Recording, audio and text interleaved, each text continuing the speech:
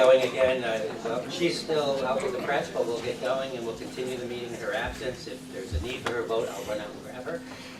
But we're going to move on to item 3 on the agenda, which is a notice of adoption to amend Article 175 of the Health Code. You may remember the notice of intent from about a year ago, but you're going to hear an update on what's going on and you'll see the final rules. And presenting, would you introduce yourself? Good morning. Harminder Pal Singh Rana. No. Good morning. Harminder Pal Singh Rana, Assistant General Counsel for the Department. Pete Ward, Assistant Commissioner for Bureau of Environmental Sciences and Engineering. And we are here today to present the repeal and reenactment of Article 175 of the Health Code concerning radiation control. So Article 175 of the Health Code regulates radiation sources that are used for medical, academic, and research purposes in New York City. A radiation source includes radioactive materials such as radium, thorium, cesium, or radiation-producing equipment, X-rays, MRIs, CTs, linear accelerators.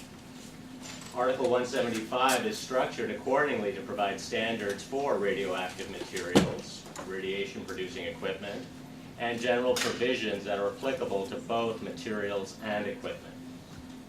The goal of Article 175 is to protect patients, the general public, and workers in radiation installation facilities from the potential hazards of ionizing radiation. The proposed changes are twofold. With respect to radioactive materials, Congress has vested authority for radioactive materials in the United States Nuclear Regulatory Commission. And the NRC's regulations, which are quite extensive, are located in Title 10 of the Code of Federal Regulations. NRC is authorized to execute agreements with states that are willing to maintain their own regulation and licensure of radioactive materials. However, the agreement to do so requires that state to maintain a compatible licensure program. And New York is an agreement state.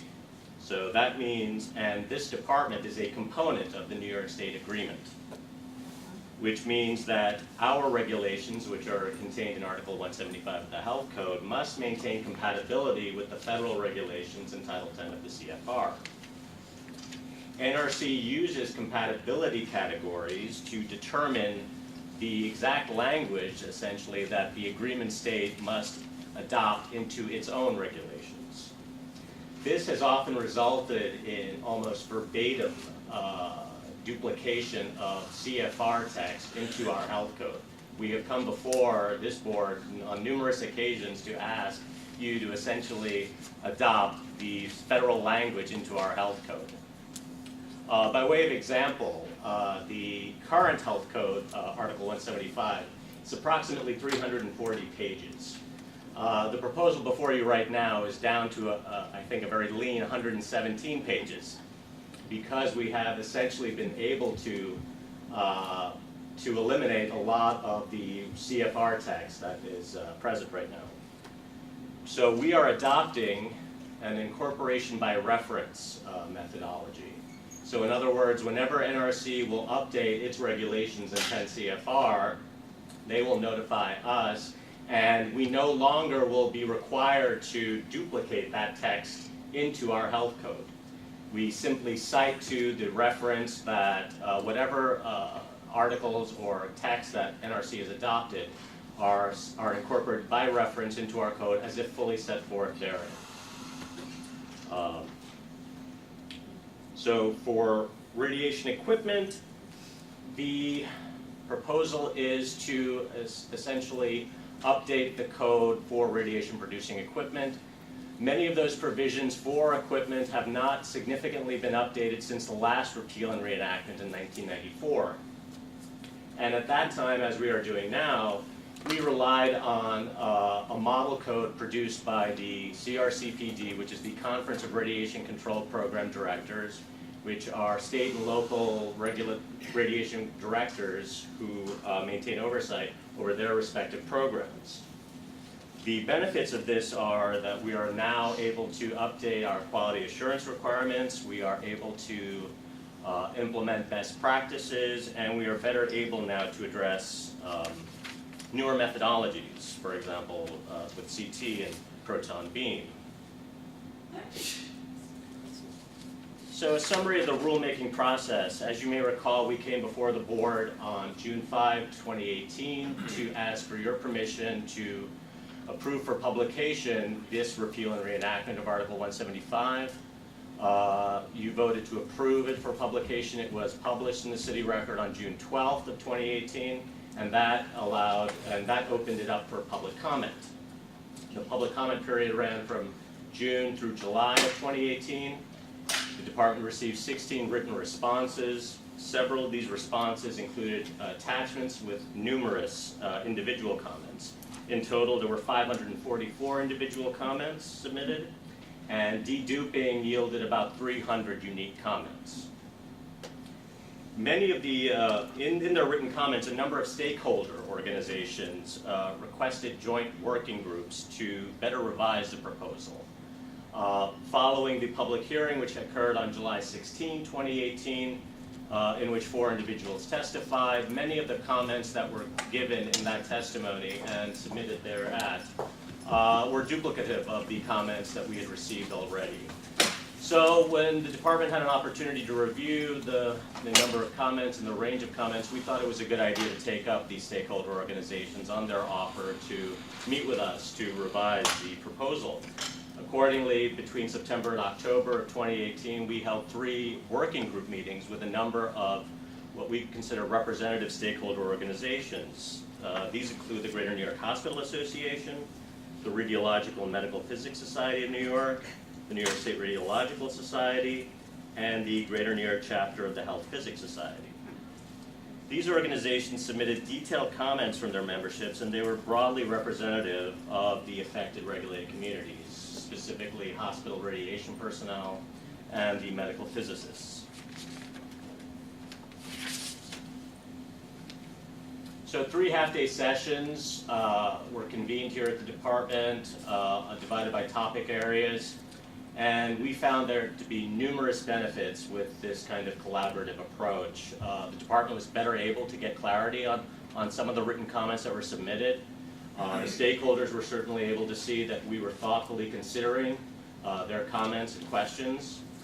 And a number of the individuals who were self-selected by these organizations are themselves experts in their fields. So I think the code now really reflects the critical reviews of some of these experts, and I think it does help to ensure real-world integrity. I'm going to broadly summarize the public comments received. I think it would be accurate to say they fell into 2 fairly broad categories: requests for greater clarity on some of our prescriptions and questioning specific technical requirements. So we noticed in reviewing the comments that there was questions raised about what applied to what. As I mentioned, the code is structured in a way to provide, or is intended to provide, discrete requirements, for example, for radioactive materials in part 3. And in part 2, we try to self-contain requirements for radiation-producing equipment. There were some concerns and comments raised about applicability, for example, of definitions that were listed originally in part 1, generally applicable to both. We tried to address that by essentially moving those definition sections, for example, from the general provisions into the radiation equipment, because the vast majority of those definitions really did apply to radiation-producing equipment. And the definitions and applicability of requirements were already provided for radiation materials in the CFR that we were incorporating. So we tried to address applicability in making explicit that the requirements in Part 3, for example, apply only to radiation materials, and the requirements in Part 2 apply to radiation-producing equipment.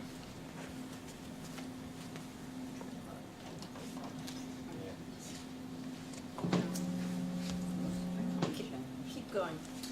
Also, to promote greater clarity, some comments addressed the various reporting requirements that were proposed in Article 175 with respect to incidents and events. So we recognized that, and we consolidated what was essentially 3 separate sections for reporting various events into one. Again, we're trying to address the concerns about clarity, and we believe we have done so effectively. The other broad theme was questioning specific technical requirements. A number of comments claimed that some of the prescriptions that we indicated for example, radiation equipment testing were either burdensome, unnecessary, or unrealistic to comply with. There were some comments requesting modification or use of alternatives.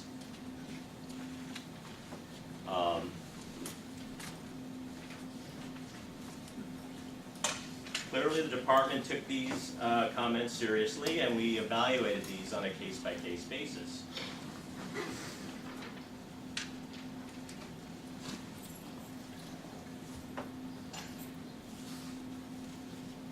Continue.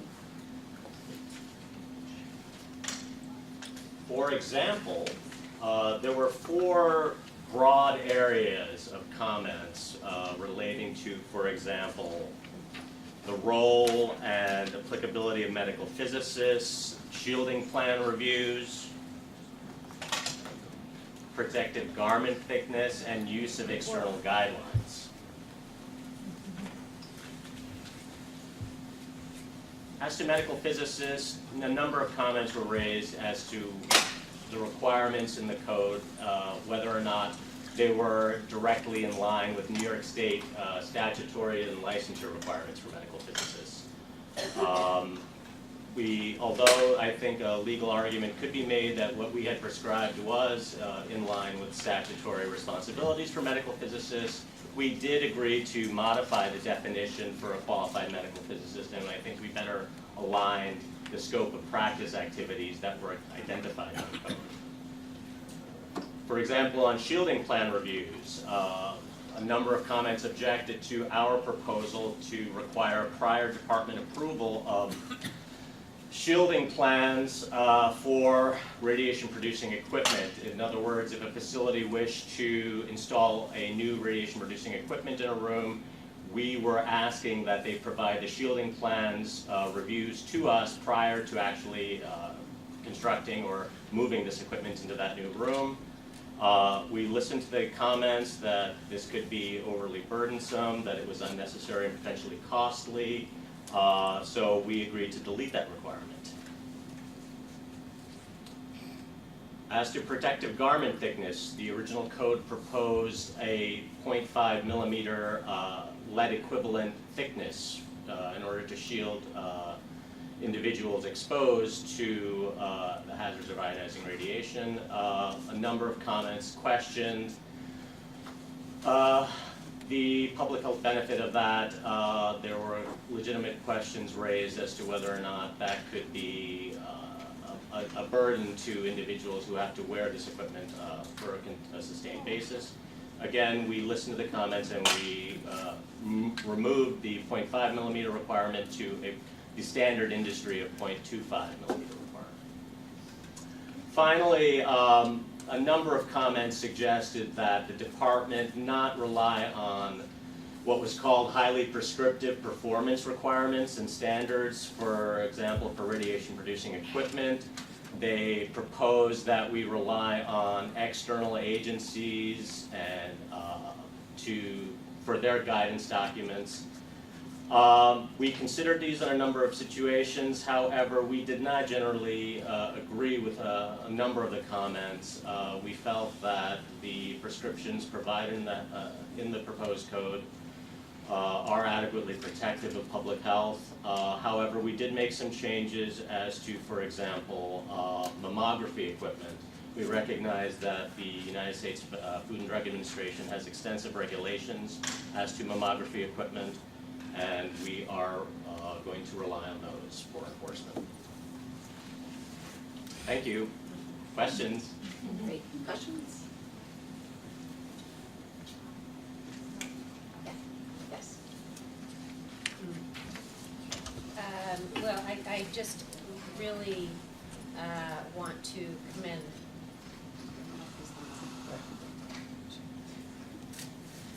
this one. Well, maybe you have to Oh, you turn can turn it off. Now. Okay. Wonderful. Thank you. First of all, let me just thank you for your overview and presentation. And I would just like to add my recognition and appreciation for the process that the department undertook for this review and update of this highly technical, highly scientific regulation. The idea that you responded to the comments with agreeing to set up the working groups and invite in the subject matter experts and the external reviewers and commenters, I think is a wonderful example of collaborative approach and you know, being open to a range of perspectives and expertise. So from my perspective, I think the recommendations seem, you know, I couldn't comment on the content or the substance, but I certainly respect the process and agree with what the recommendations would be. Thank you. Thank you. Questions? Okay. So, hearing no more questions, I'll entertain a motion. Move to adopt. Second? Second. All in favor? Aye. Any opposed? Any abstentions? So moved. Thank you. Thank you. And I do want to acknowledge the wonderful work that our ORH team did. Thank you. Great, thank you. So, we will now, move on to, Article 173. Sorry, yeah, 173. Okay. So.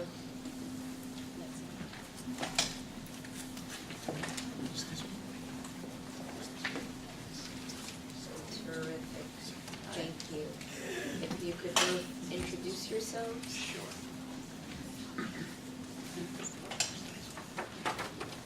Hi, I'm Chris DeAndrea.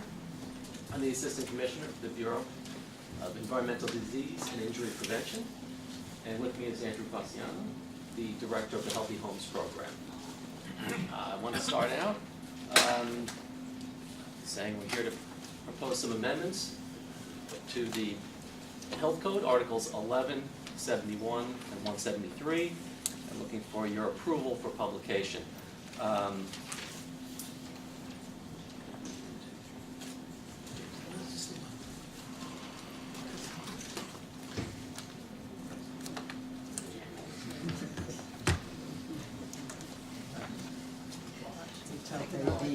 Yeah. Oh, no. Now we're rolling. Okay. Let me start by pointing out that New York City and the Board of Health have been at the forefront in reducing exposure to lead. In 1960, the board made New York City one of the first municipalities to ban lead paint. That's 18 years before the federal ban. Strong federal, state, and local laws and health department policy has resulted in a dramatic decrease in exposure. Approximately 90% decline over the past 12 years. And that's while also our testing rates continue to be some of the highest in the nation. Over 80% of the children under 3 in New York City are tested and screened for exposure to lead. And we continue to, push that too. If you haven't seen, the ads all over the subways and buses and billboards and media throughout New York City, right? Our babies are everywhere.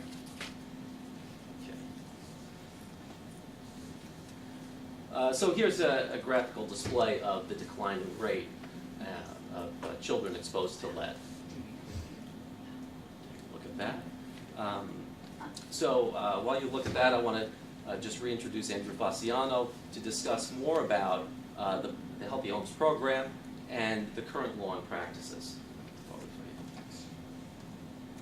So the mission of the Healthy Homes Program is to reduce environmental hazards associated with disease and injury, and we pay special focus to address and prevent childhood lead exposure. We do so via environmental assessments and enforcement in the homes of children, and we also do so by providing care coordination services once a child is identified as having an elevated blood lead level.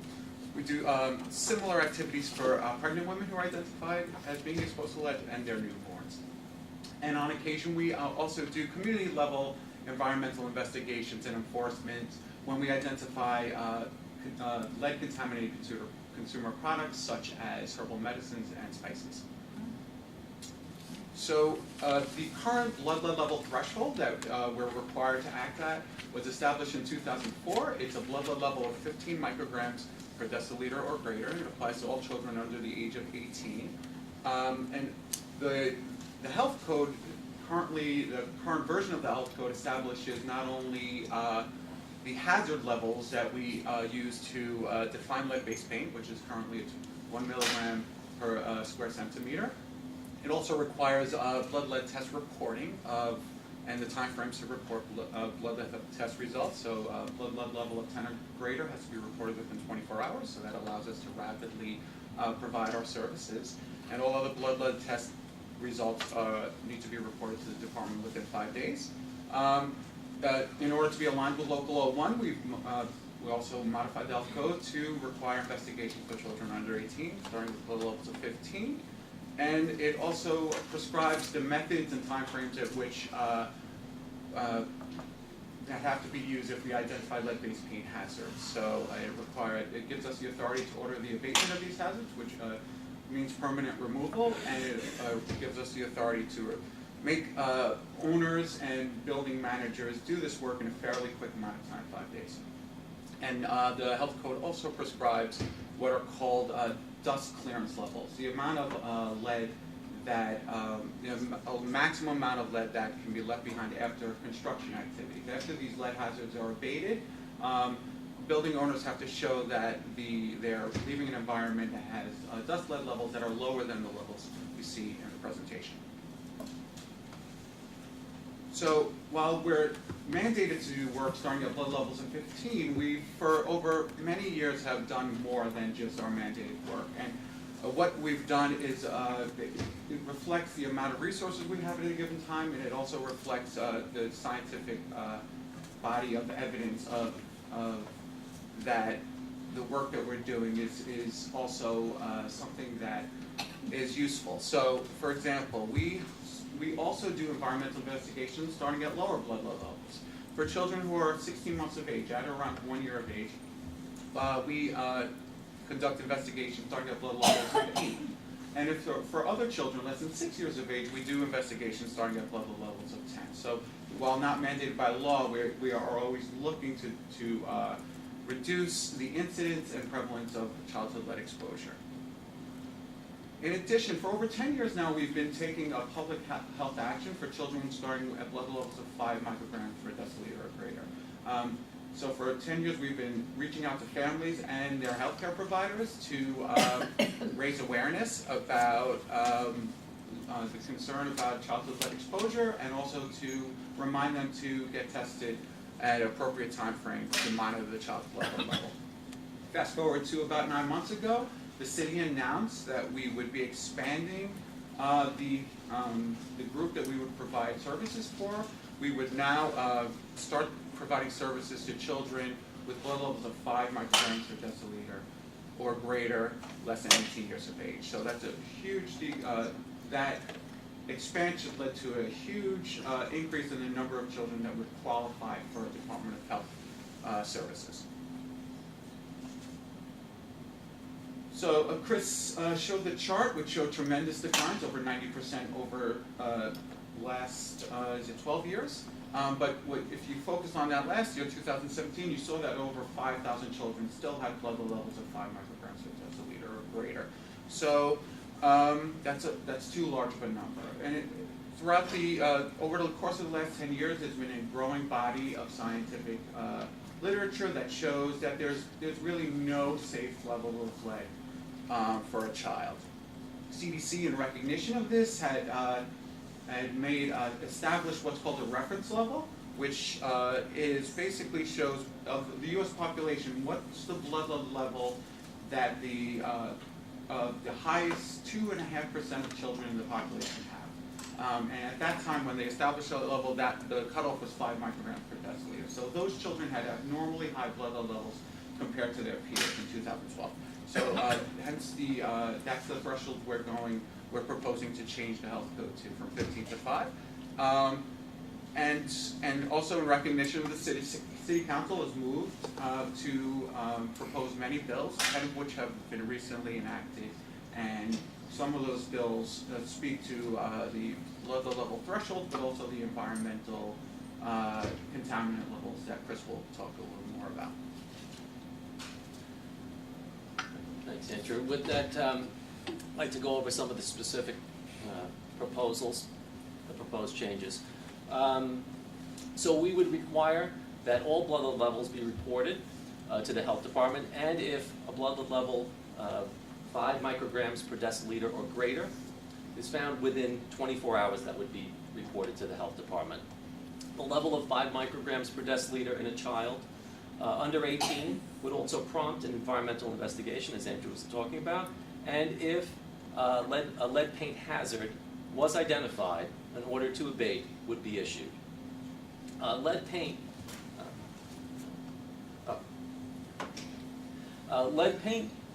is the most common source of lead exposure for children in New York City. As lower levels of lead in blood have been shown to be harmful, a redefining of lead paint is also needed. So lead-based paint is still defined as 1 milligram of lead per square centimeter, but would drop to 0.5 milligrams per square centimeter once the conditions of the New York City Administrative Code have been met to redefine the term citywide. However, when investigating a child with an elevated blood lead level, the Administrative Code allows the Board of Health to adopt this lower level of 0.5 to define an unsafe lead paint hazard, to mean non-intact paint with a concentration of lead equal to or greater than 0.5, but not greater than 0.9 milligrams per centimeter squared. Oops.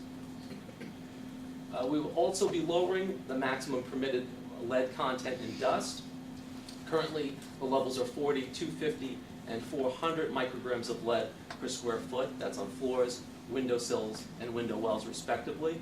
That level would drop in 2 steps. First, to 10, 50, and 100, respectively, and then on or after June 1st, 2021, to 5, 40, and the window wells would remain at 100 micrograms per square foot.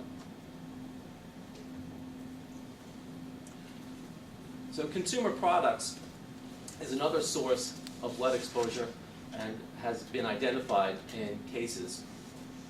Products imported or brought into the country and New York City can be problematic, and the Health Department currently incorporates federal standards for lead content in certain consumer products, but changes would further define the department's authority and specify items with dangerous levels of lead, such as in jewelry, found to contain more than 100 parts per million of total lead or 90 parts per million in the surface coating, and ceramic ware.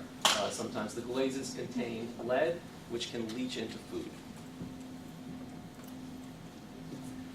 Additionally, anyone distributing or selling products that are contaminated would be subject to take a training that would, we would hope, assist small businesses and distributors in identifying products and recognizing the importance of keeping contaminated products out of their consumer stream.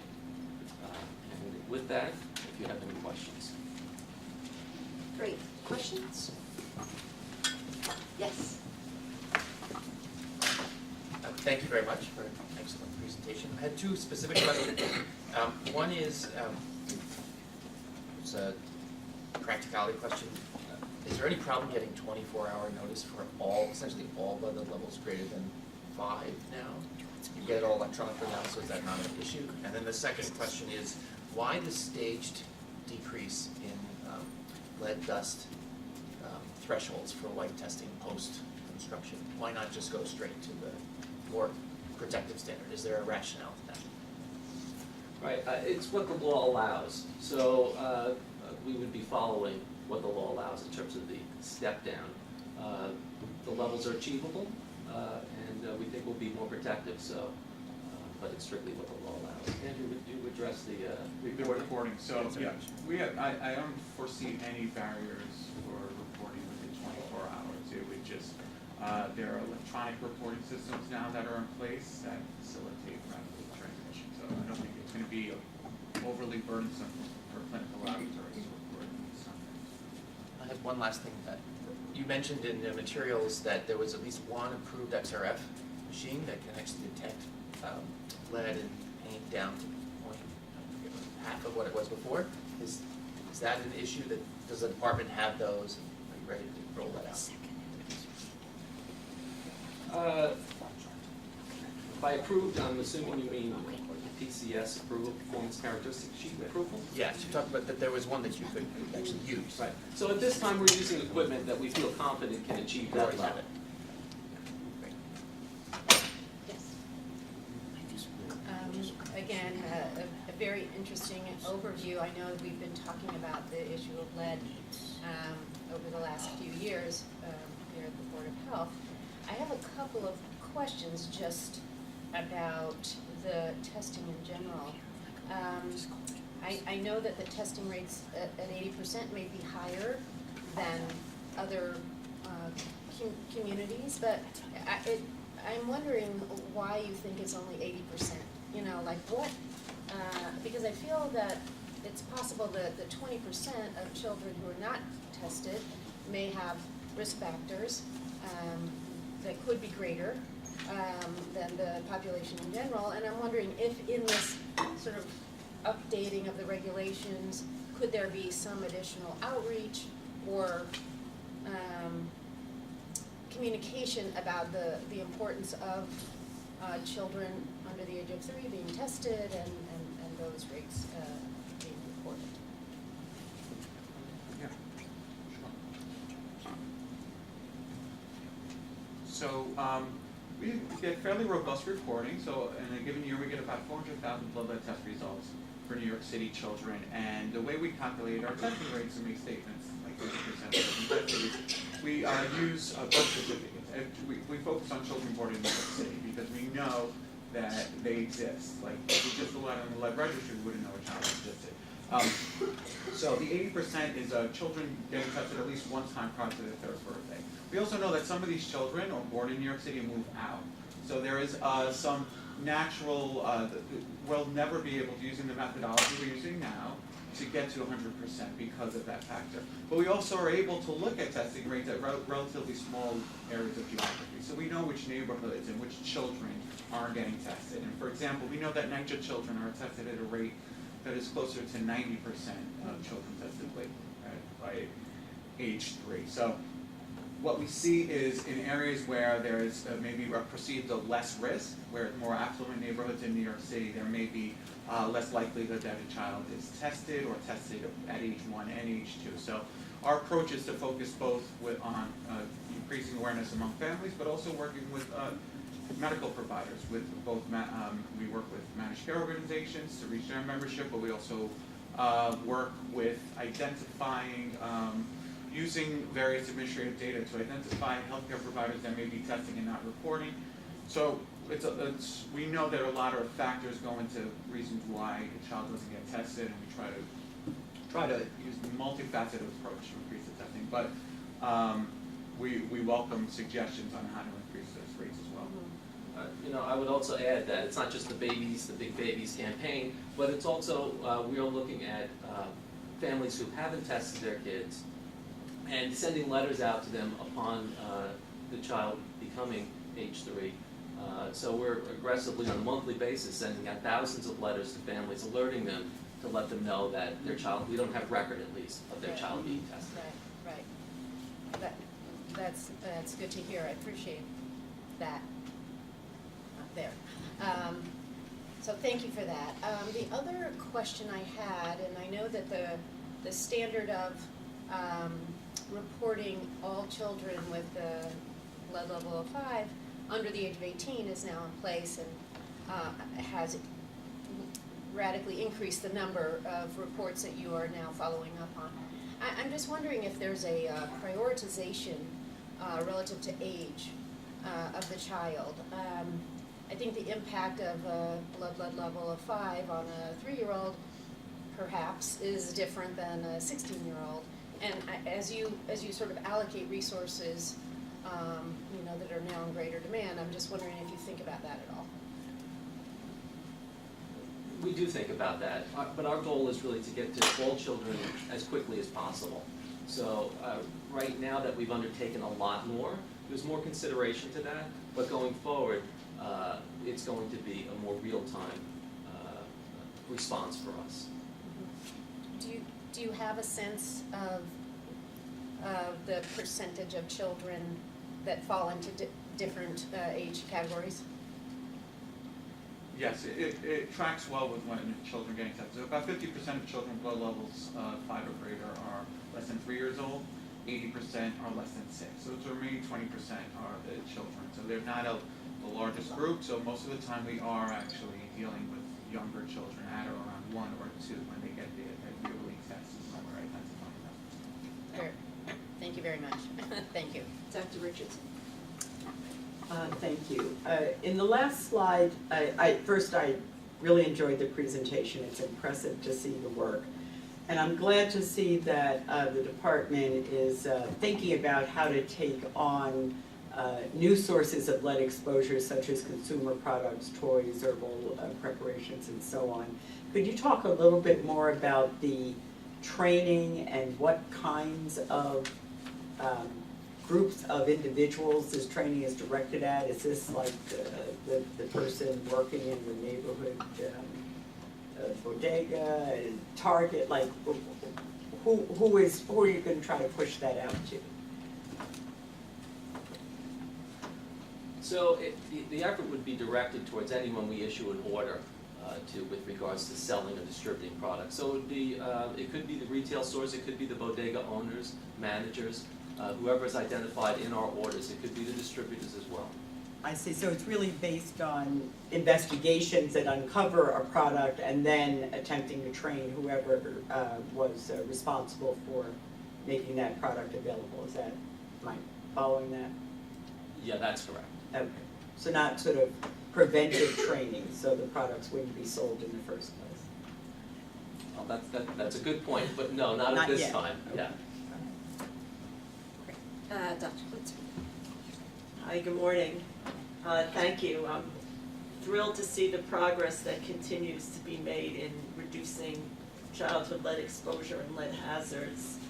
And I know you've been focusing a lot in the presentation on your response to elevated blood lead levels around environmental investigation, but my understanding is that you, in fact, do have a more comprehensive approach as well that involves education of parents, nutrition education, hand washing, removing unsafe products, and of course retesting.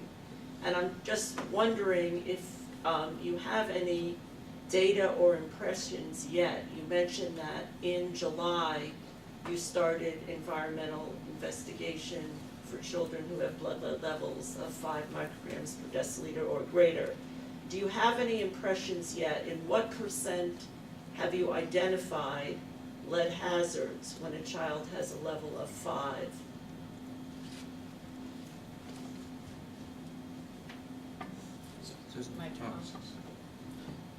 So because it was basically a fourfold increase in the number of children, and it started at that time, we've been putting all resources in just trying to hire inspectors, which have to be trained and certified, and then actually going and doing the inspection. So we haven't had actually an opportunity to sit down and coalesce all the data related to our environmental investigations at 5. So anecdotally I could say, because I look at the report and everything, it does seem that there are less, we may not be identifying lead-based paint hazards as much. We're doing far more product testing as of right now, but that's also could be an artifact of us just doing more child investigation. So given the, I would say that as of the summer, we'll have a better sense of how this population looks and how does it, if this population is similar to the higher blood level categories, or are their exposures different and maybe our approach has to be tweaked in a way to maybe stress other factors that are contributing to their blood level?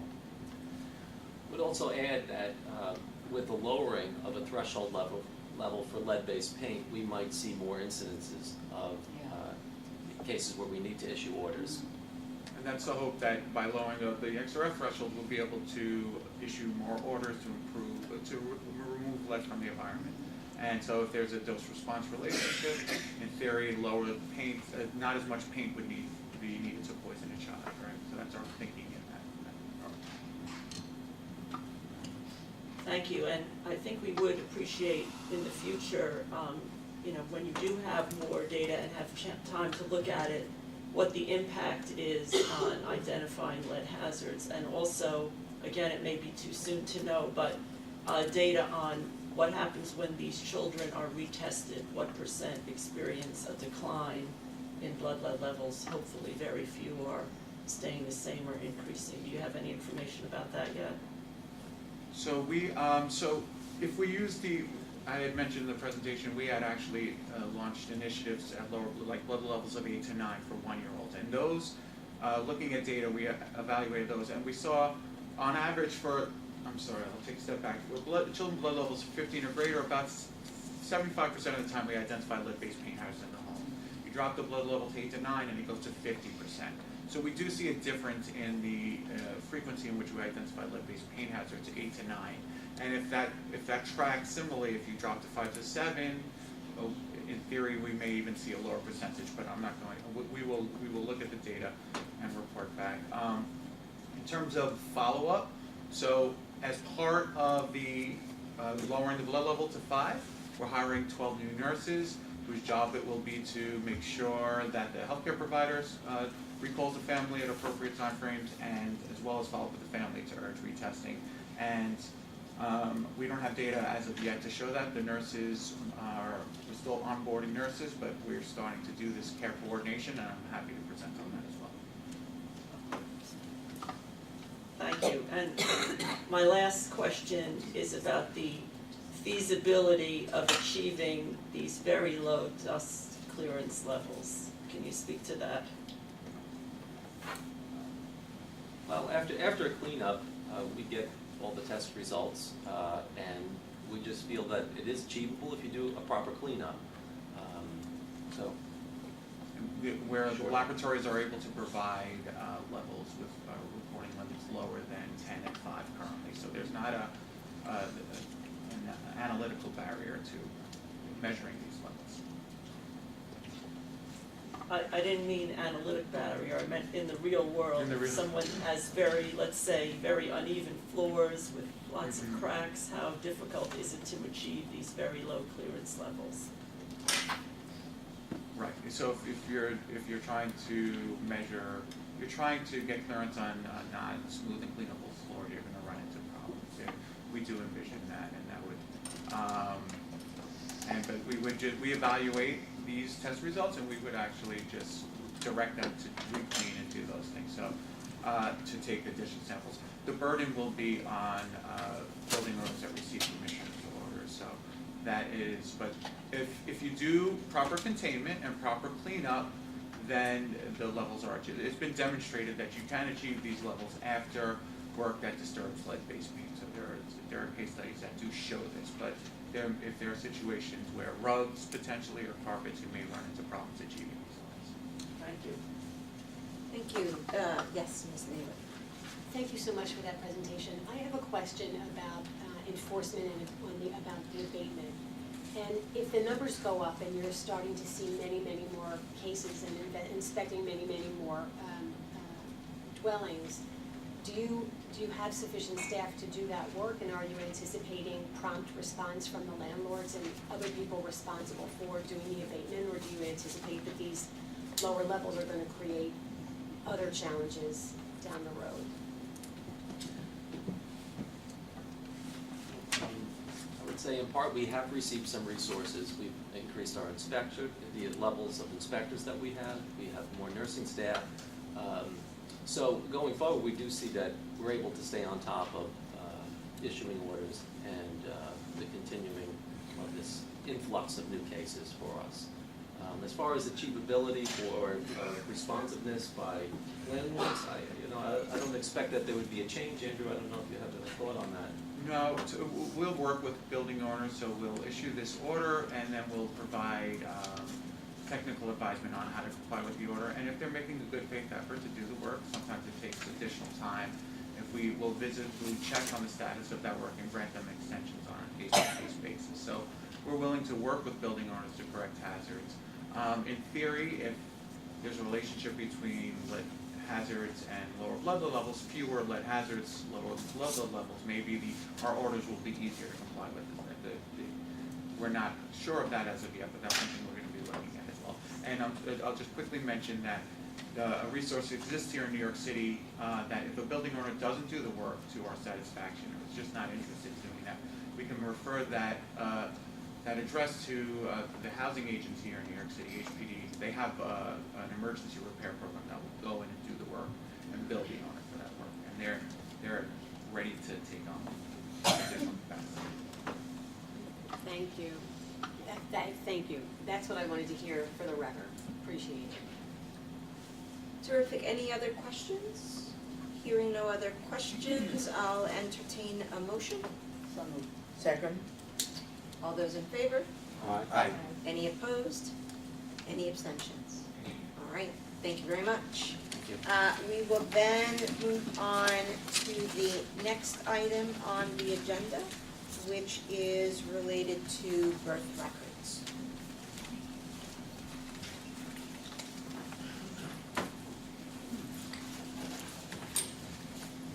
Good morning. Good morning. My name is Gretchen Van Wy. I'm the Assistant Commissioner for the Bureau of Vital Statistics here at the Health Department. I'm also the Registrar. And I'm here to propose an amendment to Article 20705 of the Health Code pertaining to corrections of birth certificates and seeking approval for publication. So a little background on New York City birth certificates. Of course, the New York City Health Department is responsible for registering all births that occur in New York City. We are one of 57 independent vital records jurisdictions, and we issue about 1 million certificates, birth and death, each year. We also correct and amend about 50,000 certificates each year, but that's to all of our records, to our new and our legacy records, and there are about 15 to 20 million of those, births from 1910, deaths from 1949. So each of those requests requires a corrections application delineating the specific changes that are requested and the document to which they're requested. And most can be completed by our staff with adequate documentary evidence, but many, about 12,000 a year, require a court order. And these are specified in Health Code Section 207. So the amendment that we're proposing today is in response to recent legislation that was introduced by Councilmember Levine in December of 2018 and passed by City Council in March of 2019. The new law calls for redacting from the birth certificate the name of a physician whose license has been surrendered or revoked by the New York State Office of Professional Medical Conduct.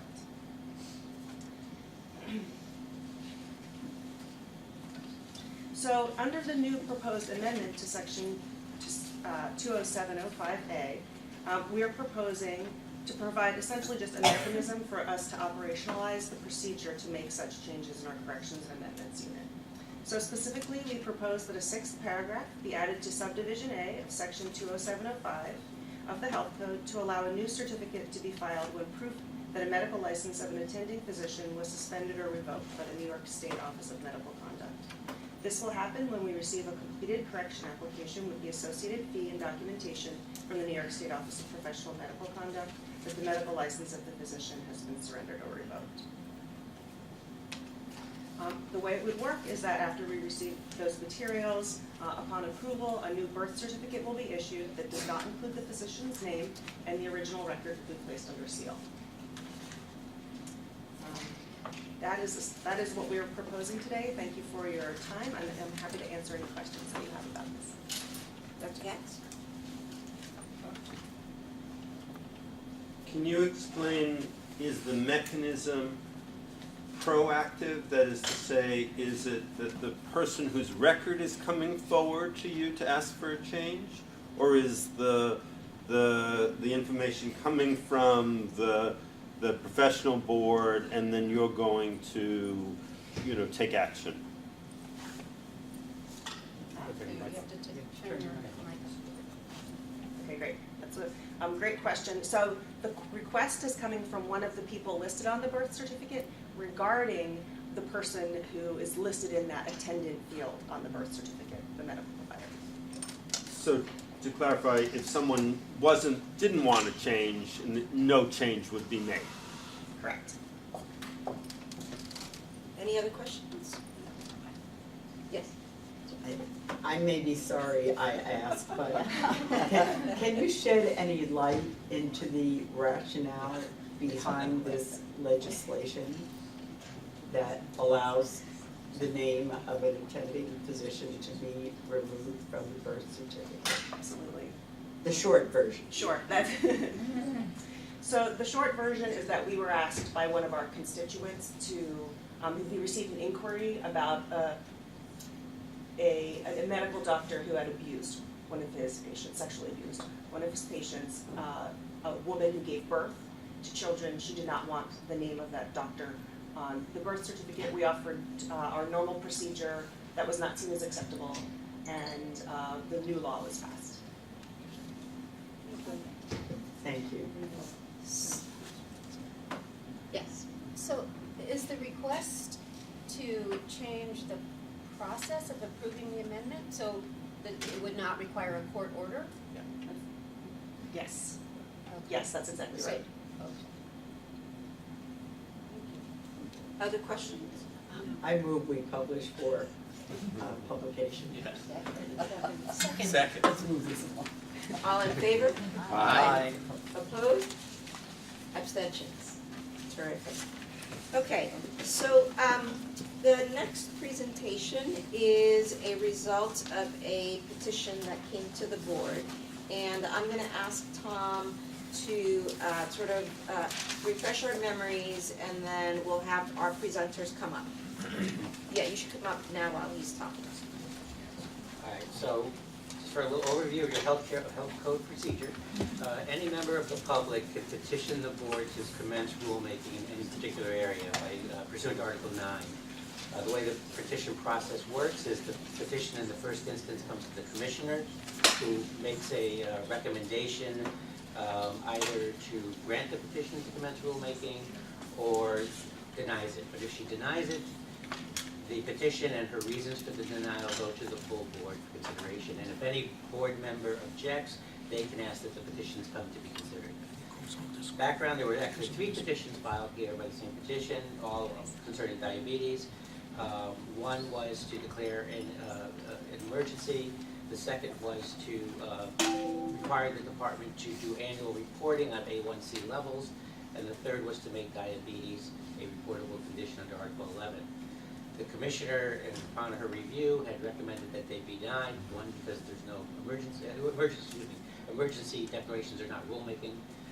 The second was there's reporting by the department does not have to be mandated for us to report. And third, there's state reporting. There was said that at least one of you said that this should come to the full board, and you wanted to hear about what the department's doing around diabetes. So now we're going to have a presentation on what the department's doing around diabetes, and then it will be up for you to decide whether you want to grant any of the petitions to commence rulemaking. In which case, if you do, the next step would be for us to come forward with a notice of adoption at the next meeting. Not a notice of intent. Correct. Thank you. Thank you. Great, so I see that we are having a little technical difficulty. Well, in the interest of time, why don't you please begin, and then if we'll deal with the technicalities, please. Apologies, the slides didn't make it here, so we're gonna just move forward. Hi, my name is Sarah Sheehy. I'm the Assistant Commissioner from the Primary Care Information Project. And with me is Dr. Bill Jordan from the Center for Health Equity. And here we just wanted to highlight. I'm sorry, if you can get closer to the microphone, because we can't hear you very well. Okay. Is this better? Yes. Okay, thank you. And today we're presenting a little bit about the data sources that we use and the reports that we create and the programming that we're committed to doing and continuing. So you don't get to see the slides, but what we wanted to highlight was how we think about diabetes, it is an important health concern for the health department, and our approach is to really think about the life course, which is first, before someone gets diabetes, their healthy state, then risks for diabetes, pre-diabetes, and then once they become diagnosed, we have data sources and programs that go through all those processes. And because we know this trajectory is driven by several environmental contexts, such as social, institutional, and living conditions, we try to integrate these across all of our work. So we have various data sources that we use to help understand the progression from being healthy and into having diabetes. And the main data sources are population-based surveys as well as administrative data. We also use the American Community Survey to help contextualize the neighborhood or community factors such as poverty level. So what you don't see is a list of the population-based surveys, which includes like the Community Health Survey, the Youth Risk Behavior Surveys, and then also the administrative data sources such as the A1C registry, Medicaid claims. We also make these data sources, at least the population-based surveys, available on a landing page, which you may be familiar with, EpiQuery. The public can take advantage of that landing page to query the available data. And then separately, if they can't access or don't have information, they can ask the health department to generate analysis or data sources there. The administrative data sources aren't as publicly available, but we can also have requests such as the birth and vital records or the A1C registry. We also make that data available to researchers and requesters. And so without going into too much detail about all the various data sources, we do have data sources that help us think through the continuum from being healthy to having diabetes, and also assess risk factors such as dietary habits, physical activity, as whether people are aware of their diagnosis, getting medications, and their level of control, number of visits, or interaction with the health care system.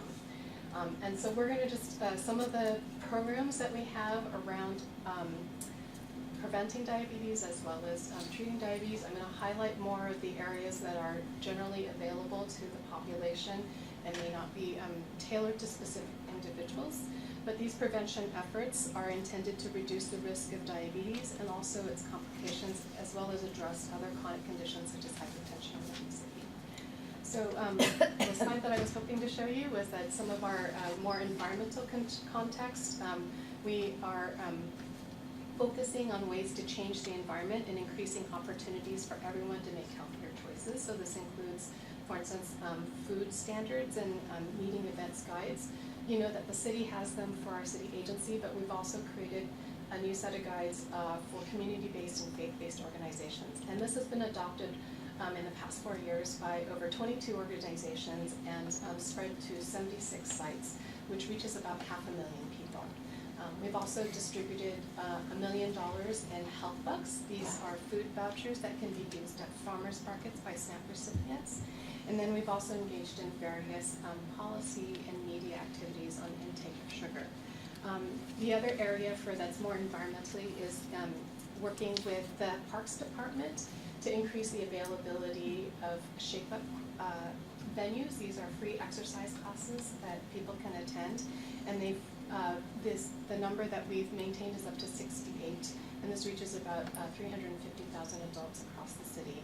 These are also materials to advertise or translated into 6 languages so that would help spread the word. We also, and today I think they're meeting on updating the active design guide. This is, again, a guide to help architects and urban planners to make a physical environment, encourage physical activity, and promote lifestyles for both indoor and outdoor spaces. One thing that I wanted to highlight is how we connect individuals who are at risk for developing diabetes to a lifestyle modification support program known as the National Diabetes Prevention Program, or NDPP. This is an evidence-based method where a study has shown that people with obesity or prediabetes or confirmed to have prediabetes and received this intensive lifestyle modification program were able to reduce their chances of developing type 2 diabetes by 58% compared to a group that had a placebo. And this type of program actually works really well. It's good for participating racial and ethnic groups for both men and women, and particularly well for participants ages 60 and older. For those that are older than 60, their chances of developing diabetes was reduced by 71%. It is an intensive series of classes that we call a workshop. That's what the program entails, and it's led by trained lifestyle coaches. They actually have to be certified, or not certified, but trained. And the participants participate in this year-long workshop where they start with 16 weekly classes and then they have monthly maintenance thereafter. The program is actually recognized by the CDC, and it requires people to adhere to certain elements to be able to follow the evidence base. And I'd like to emphasize that many of these components, there are many components to getting these workshops, and it takes multiple sectors to really come together to make these up. So over the past 4 years, we've actually been standing up as many as these workshops as possible, specifically in 4 communities that have really high rates of diabetes, and this is the South Bronx, East and Central Harlem, North and Central Brooklyn, and Southeast Queens. And prior to that, it was mostly the YMCA that had stood up these classes, or health plans that only provided a couple of workshops to their members.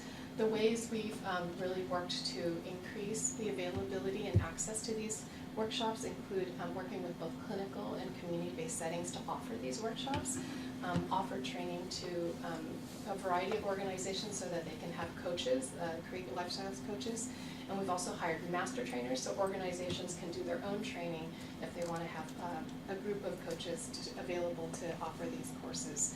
We're hoping to increase these coaches to about 520 across the city in the next 5 years. We've also diversified these workshops by translating the materials into 3 new languages: Haitian, Creole, Korean, and Bengali. Previously it was only available in English and Spanish. And then we're also educating primary care providers throughout the city on this program, as well as helping them refer to patients. We're hoping that in the next 5 years that we can spread this type of workshop availability, working with community partners, to over 16,000 individuals across 24 neighborhoods. And then I'm just going to quickly highlight some of the work that we're doing in the healthcare setting, because a lot of this is around engaging the primary care providers. We have, in general, for the public, materials on our website, as well as if people want to call 311, that includes guides and toolkits and direct patient materials. These are called like health bulletins, guides how to live healthy with diabetes, and they're available for free if you call 311, either in print or electronic. We have a more sort of intensive approach where we actually go to providers in an outreach program called Public Health Detailing, and department representatives bring materials and toolkits and educate providers on the topic at that time. And we did a campaign around diabetes prevention and referral to the NDPP. This was in 2018, and we reached roughly around 300 primary care sites, 400 providers, and 1,000 of their administrative staff. And these detailing kits included things on how to refer patients to the diabetes prevention program, and those with diabetes to refer to diabetes self-management programs. And then lastly, we have more intensive year-long engagements with primary care settings where we regularly visit practices or pharmacists to work on their quality improvement, and this is to help them make changes to their systems so that they can identify patients who are diabetic or have chronic conditions and help them manage their conditions. I'm going to turn this over to Bill to highlight more of the community-based and intensive neighborhood efforts. Thank you, and thank you again for having us this morning. Can you introduce yourself? Sure, I'm Bill Jordan. I'm Population Health Transformation Lead in the Center for Health Equity and a family doctor. As our slides would show, based on survey data from 2017, we estimate 740,000 adults in New York City have ever been told they have diabetes. The community health profiles and the accompanying map atlas that the agency produces highlight how neighborhoods that have faced historic and current discrimination and disinvestment experience higher rates of diabetes incidence, prevalence, morbidity, and mortality. Discrimination and disinvestment have been embodied in racist policies like redlining in the housing market, and redlining of segregated neighborhoods by racialized groups have had effects that have played out over decades and generations. Many of the underlying risk factors for diabetes are environmental and social factors. These factors vary by the neighborhoods people live in, and the disparities in these risk factors directly impact the disparities in incidence and create disparities and barriers to a healthy lifestyle. Literature tells us that diabetes prevention and control are driven in part by social factors that include food security and healthy food access, access to affordable high-quality housing, family safety, pollution, and neighborhood resources and poverty. And in the maps that we have, we can see similarities in the distribution of these risk factors and diabetes. One area of focus for us is on capacity building for community-based organizations and community health workers in neighborhoods that are most affected. We believe that capacity building is a key factor in CBOs and CHWs expanding and sustaining access to programs and services. CBOs and CHWs are often best positioned to reach and respond to communities with the highest burden of disease. Our capacity building includes provision of infrastructure, training, and technical assistance. Technical assistance and training include delivery of diabetes prevention and self-management programs, programs like our Healthy Beverage Zone that encourages adoption of healthy beverages in organizations, social determinants of health screening and referral, which is more recent work, advanced client support skills training for our partners, peer learning and support, program recognition, as my colleague mentioned, around CDC recognition of programs for delivery, reporting, and grant seeking. This has resulted in 166 CHWs trained and 38 National Diabetes Prevention Program, or National DPP, year-long workshops delivered at CBOs and faith-based organizations. About 5,300 people were referred to programs by community partners based on this work. We also focus on building capacity through storytelling, convening, and advocacy. We have developed a diabetes prevention network with over 80 partners who contributed to a joint action plan, which is forthcoming. We develop storytelling tools and products around diabetes risks and resources to raise awareness and advocate for change, with almost 100,000 viewing a photo exhibit that highlights the risk factors for developing diabetes and opportunities to prevent it. We created and distributed diabetes awareness and outreach materials, including stories with photos, newsletters, flyers via health fairs, info sessions, and social media, with a total reach of over 460,000 people over the past 4 years. This complements a national advertising campaign on bus shelters across the city, highlighting that 1 in 3 people have prediabetes. We plan under a new round of CDC grant funding to continue working with communities to tailor messaging and communications to increase awareness of risk of diabetes and ways to take action, with a projected reach of over 2 million people. We also provide technical assistance to change the food environment and reduce violence. Shop Healthy has helped over 290 bodegas and independent stores inventory and promote healthy food and beverage items, and our technical assistance around the Cure Violence program provides training and technical assistance to 22 sites that have credible messengers reducing firearm violence in neighborhoods across the city who previously had the highest rates. One of our flagship place-based programs is Harlem Health Advocacy Partners, or HHAP, which effectively reduces the burden of chronic disease for residents of public housing, or NYCHealth. A map from the A1C registry highlighted several neighborhoods where client advocacy could be effective, and based on this analysis, the initial focus was on Harlem, where a group of public housing developments had some of the highest density of uncontrolled diabetes, or A1C over 9. Residents of these developments are 100% low income, half of them are on Medicaid, and they experience over twice as many hospitalizations and emergency department visits as other New York City residents. Many have chronic diseases, including asthma, diabetes, and hypertension. The program deploys community health workers, or CHWs, who support NYCHealth residents to access services, build community capacity to serve needs, focus on high prevalence chronic diseases, coach behavior change in a more traditional sense, but also, importantly and more novelly, mobilizing for advocacy. HHAP engaged 13% of the adult population, around 1,200 individuals who reside in one of 5 NYCHealth developments in 2018. Annual reach includes health coaching, group wellness, and health insurance navigation. Evaluation to date has been very promising, showing improved A1C both by self-report, with control improving from 56 to 73% at 6 months compared to a worsening of 2% in the comparison group. And our registry data has shown that an improvement of 0.3% in A1C at 18 months compared to a 0.1% worsening in the comparison group. Finally, I'll briefly touch on work that we are doing around payer policy. We have worked with input from partners on policy formulation and advocacy targeting health systems and payers to advance adequate, sustainable state and federal reimbursement for CBOs and CHWs, particularly around DPP. We provided input on 2 successive rounds of proposed rules for Medicare reimbursement for DPP, including input from our Diabetes Prevention Network partners, and co-signing our second set of input with the Los Angeles County Department of Health.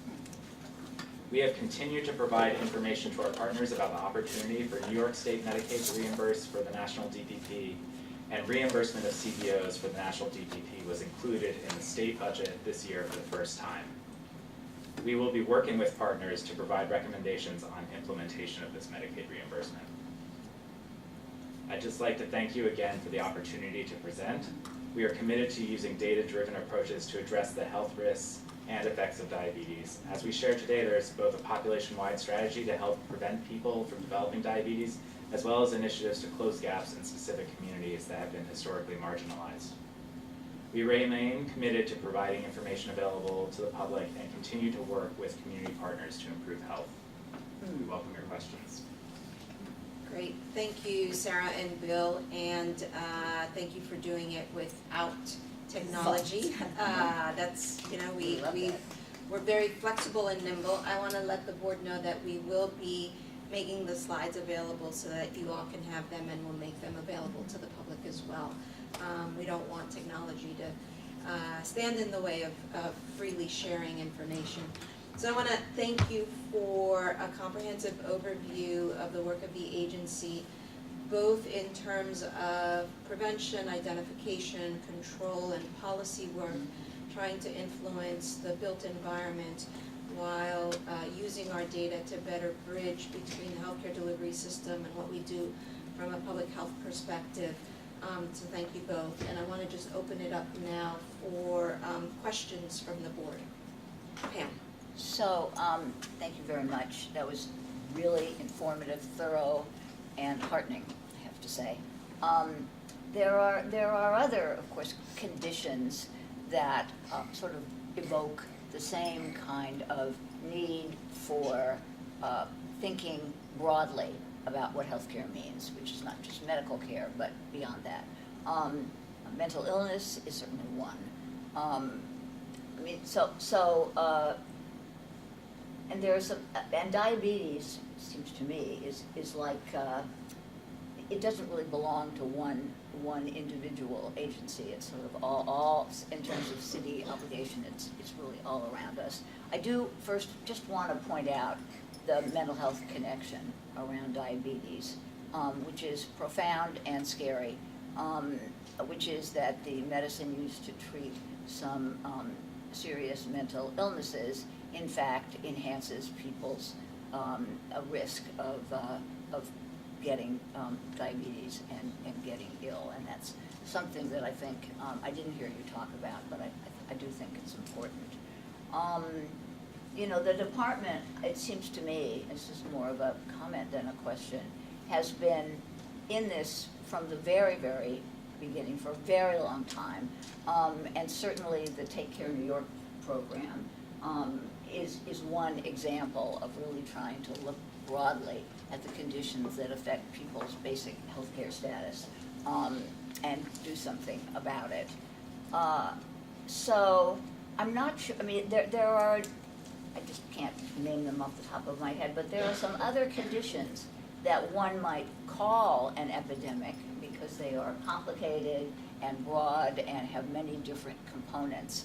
But I'm not sure that I understand the need to declare this alone, you know, a public health emergency.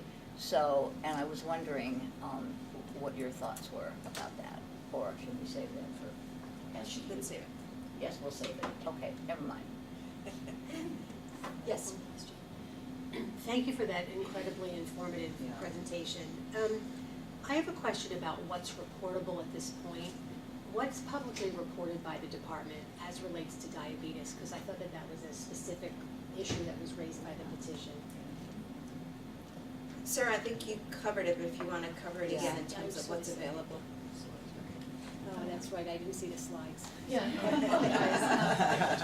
We do report publicly annually the number of people, or at least the percent of people who say they have or have been told they have diabetes. That's from our community health survey. Right now, it's about 740,000 people have said yes to that question from 2017. We also do publish on the A1C registry information, and so that will highlight the levels of A1C. If I could just clarify, I did hear that, and that was very clear. What I just am trying to understand is where, what I'm just trying to I did hear that, thank you.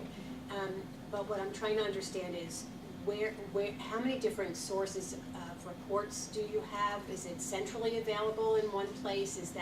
I'm trying to understand the underlying question that's been brought by the petitioners about the public availability of the information. So I'm trying to figure out if there are multiple places people have to go now, or is there a single place where the department now reports?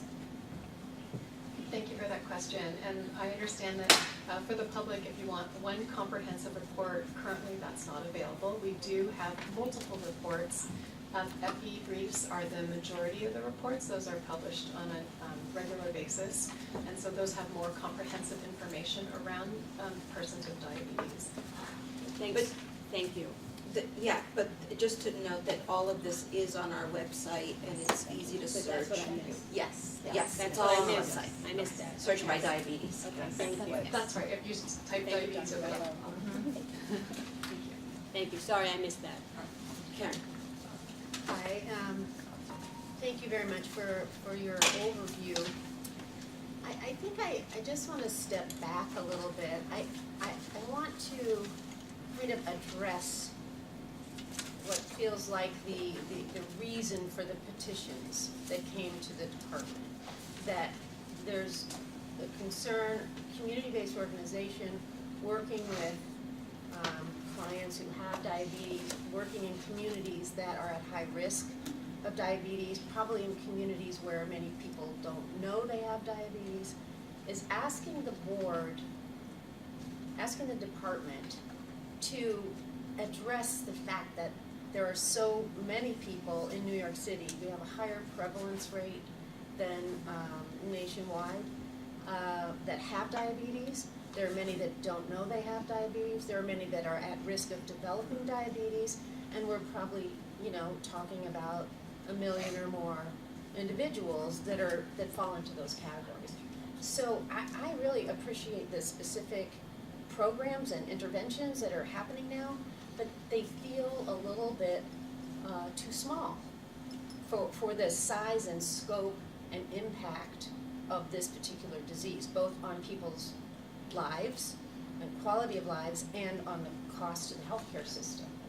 So, if there's a successful program that's reaching 5,000 people in one high-risk community, what is the department thinking about in terms of expanding that program or building capacity, not over the next 5 years, but over the next 5 months, or something a little more urgent, a response that feels a little bit more appropriate to the level of disease and risk. So I'll start with that question, and I'm certain that other board members would want to weigh in. I think your point about magnitude is an important one to consider. And as an agency, as a city, as a country, we have been struggling with the obesity epidemic, which is really an underlying driver to poor health outcomes, not just related to diabetes, but a whole host of conditions. And I think this is an opportunity to, what speaks to the strength and the purview, if you will, of public health versus what falls within the strength and the purview of the healthcare delivery system, and that sometimes there are bright lines between the two, and then there are other times when those lines cross. What I would say in terms of the initiatives that we have undertaken, they would fall into the categories of broad population education, which is typically what public health is most sort of centrally controlling over. The other things that we have done, which are emblematic of what we do for other disease conditions, is sort of equivalent to proof of concept. And so the work that, for example, we're doing with how using community health workers can help improve chronic disease outcomes in a very hyper-local way, I don't think is necessarily for public health to be doing that all over the city, but to really indicate proof of concept of how healthcare delivery systems can include that approach in the continuum of care that they provide for something like diabetes. Additionally, I would say that, so I've talked about sort of education, proof of concept, and then I think one of the other areas that public health leads in is, and to your point, you know, the value of the voice that we have, and using the data and using the proof of concepts to then add to the advocacy voices to kind of hardwire those prevention opportunities, those treatment opportunities into the reimbursement system. And I think that's what we tried to highlight with the work that we've done in terms of having NDPP be reimbursable when it's delivered in a non-clinical setting. Previously, it was just clinical settings. And so I think that, I hope, gives a sense of how it is, to Pam's point earlier, that yes, public health has a role, but the question is, how do we carve out what makes sense from a public health point of view, and what we then engage other partners to do from the healthcare delivery perspective, as well as other city agencies. So I'm sorry actually that Dr. Katz is no longer here, because I'm sure he would talk about some of the things that they are doing and have been doing at H&H, where diabetes has been a priority for a very long time.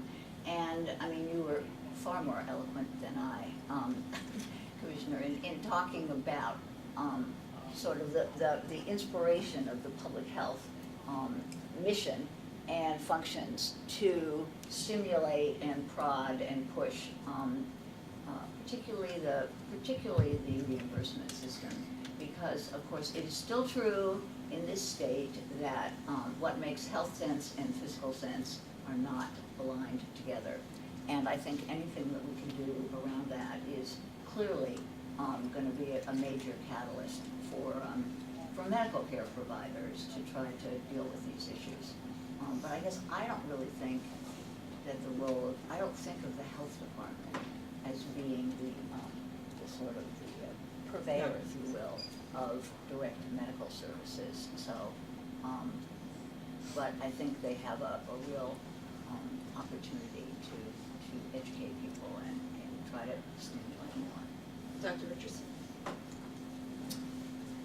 Yeah, just to follow up on that, and I do want to acknowledge the presence in the room of members of the public who, you know, we appreciate your taking time to come here to make known to us how important this issue is to you, and I think to express the frustration that I think we just heard from Ms. Redlener about not seeing the urgency that you would think a health issue of this proportion really demands. And I mean, I share that frustration.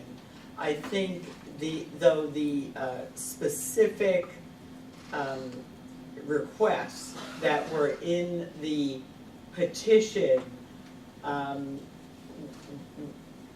would not really serve to further your purpose. I thought that the response that the commissioner gave to the petition was thoughtful, but I guess I welcome the fact that we did have this public conversation.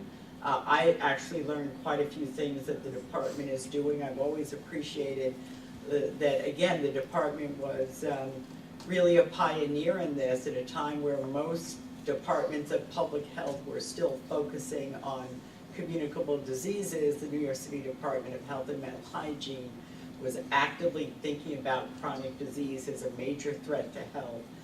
and transforming the way a public health agency thought about what its job was. And so I just want to acknowledge that. Clearly, there's a lot of work to be done, and I think we would continue to welcome any suggestions that anyone has for specific things that are really within the purview of the department that could help move this forward. But I think some of the problem is that it's not really known what information is already publicly available and how to find it, and so perhaps that's something that could be worked on. But I understand the frustration. I'm just not sure that this is an avenue that will really move the work forward, which I think is what we all want, is how do we actually decrease the adverse health consequences of diabetes. But I did want to acknowledge that we do have members of the public in the room, and we appreciate your coming to, demonstrate how important this is to you, your families, your communities. So thank you. Yes, thank you for that. Dr. Foreman? Yeah, I just wanted to, I completely agree that there's a sense of lack of urgency that's driving, I think, would be my interpretation, this request. The second and third parts of the request, I was wondering if Tom could just repeat them. One was about reporting A1C levels. The third one I cannot recall. But I did want to second the thought that perhaps the reporting of information, although all is there and you can search for it, that maybe the department could do something to make it a little easier for people to go one-stop shopping for programs. That seems like something that we could do. It doesn't require a commissioner's order or anything to do those sort of things. And then the last thing I wanted to mention is I do think the department and this board has viewed things that contribute to obesity, which is a major risk factor for diabetes, quite a lot. And in my view as an environmental pediatrician, part of what I do, thinking of the built environment and the food environment, this board did approve a sugar-sweetened beverage cap to wade into difficult waters that we were unable to implement, but it was clearly supported by the evidence, would have contributed to fighting this epidemic. Tom? Sure. I think we're going to have 3 votes. I'll tell you exactly what all 3 resolutions are. So the first one was a resolution to amend Article 13 of the Health Code, which is laboratory reporting, and that's where we have our A1C reporting requirements, where labs have to report A1C levels to us. And this amendment would require the department, if we amended Article 13, to issue an annual public report of hemoglobin A1C levels collected through the New York City Diabetes Registry. So we would have to do an annual report on those levels. The report would be of test numbers and percentages for the city as a whole and by borough and zip code. So that's petition number 1 that we'll vote on. Petition number 2 was not to amend the rule, and that's, again, this is Article 9 is to amend the health code rules, but it was to declare type 2 diabetes a public health emergency.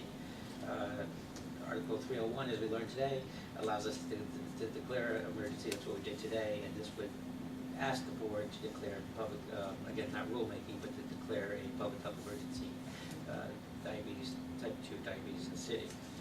That would be the second one we'll vote on.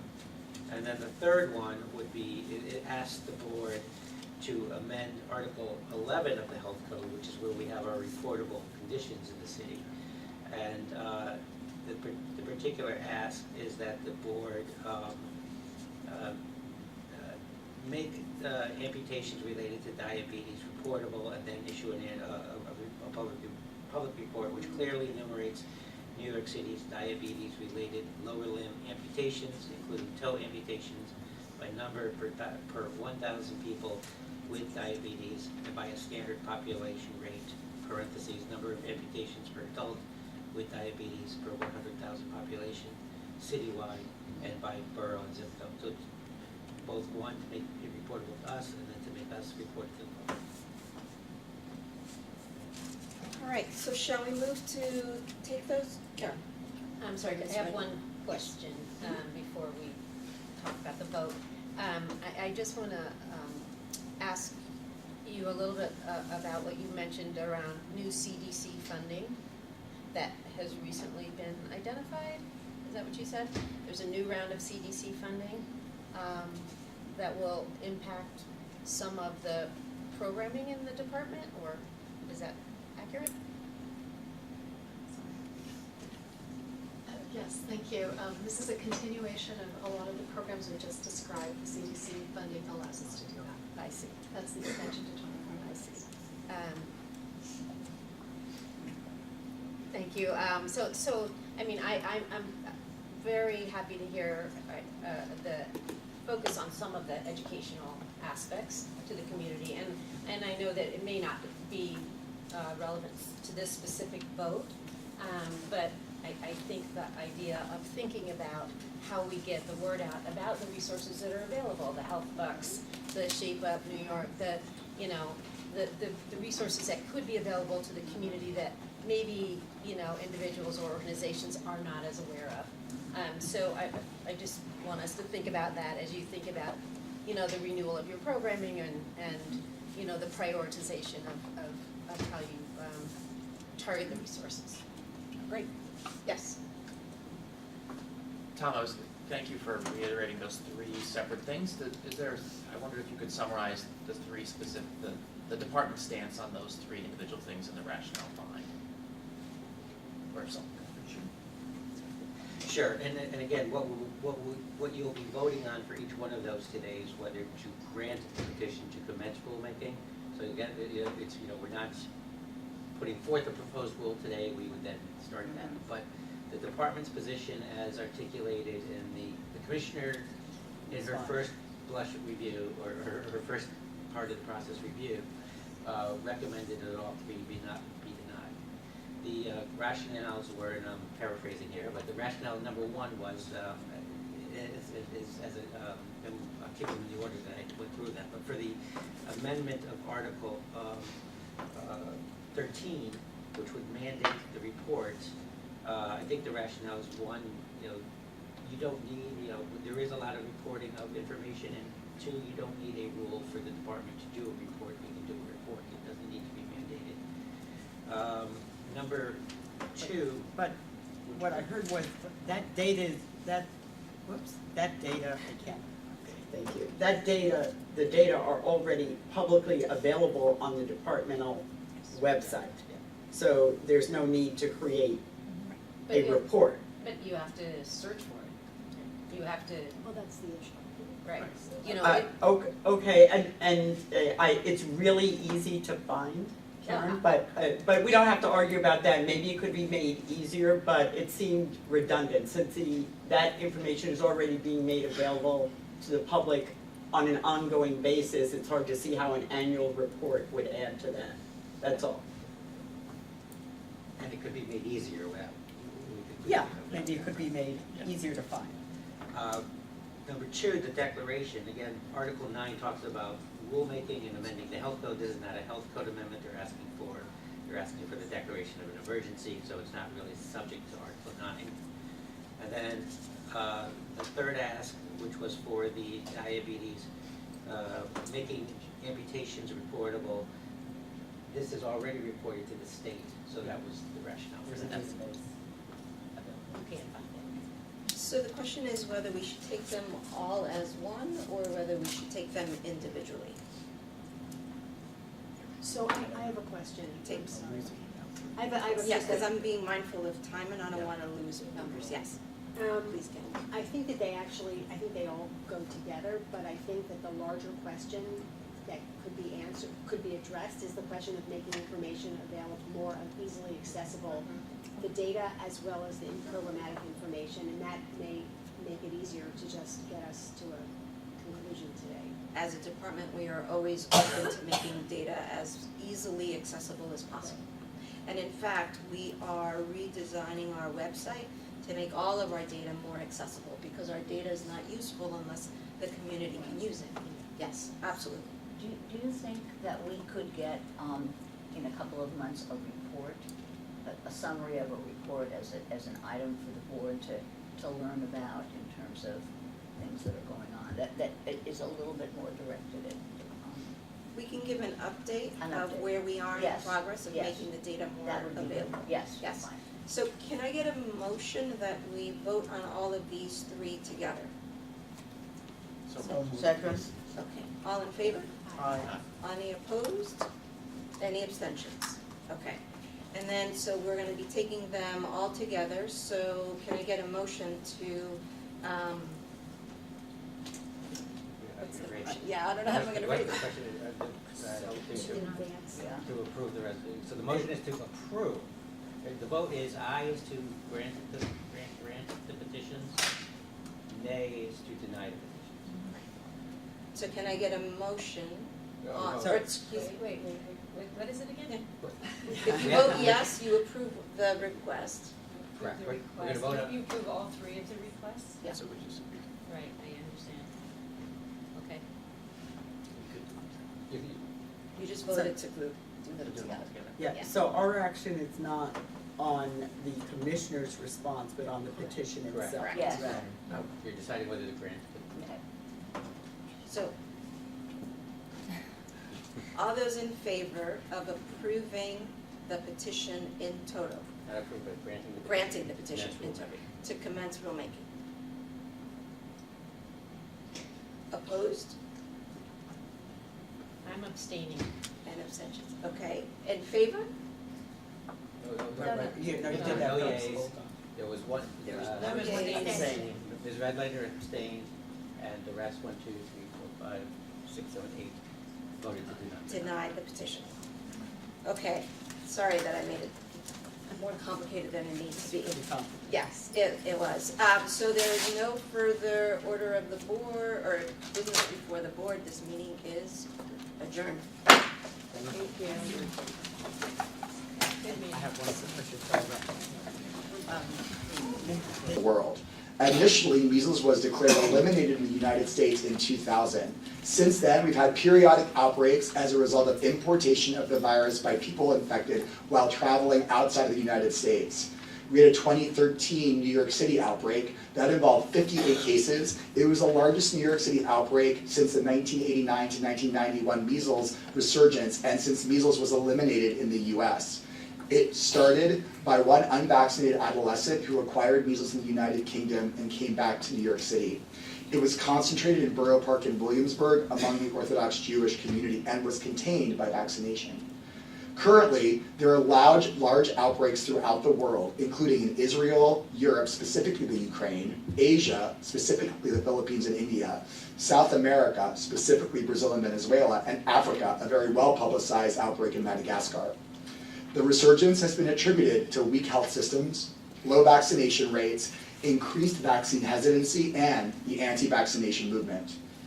So this is a map from the World Health Organization showing the story of measles from August 2018 to January 2019. The darker the red, the more cases. So you'll see that unfortunately the United States is getting darker and darker. So many more cases that we're seeing in the US as compared to the days where we claimed elimination. So I want to move from the world and come to New York and talk about the epidemiology of the current outbreak as of April 12, 2019. So really this began in September, the end of September, through present. To date, we have 329 confirmed cases, 52 identified chains of transmission. So what I mean by that is we have 52 small outbreaks that constitute the large outbreak that I'm referring to.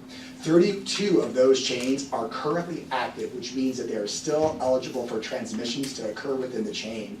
We've had 11 importations. We are an international city. Folks from Israel, UK, Ukraine, and New Jersey and other parts of New York State have been involved in this importation, realizing New Jersey and New York State are not countries.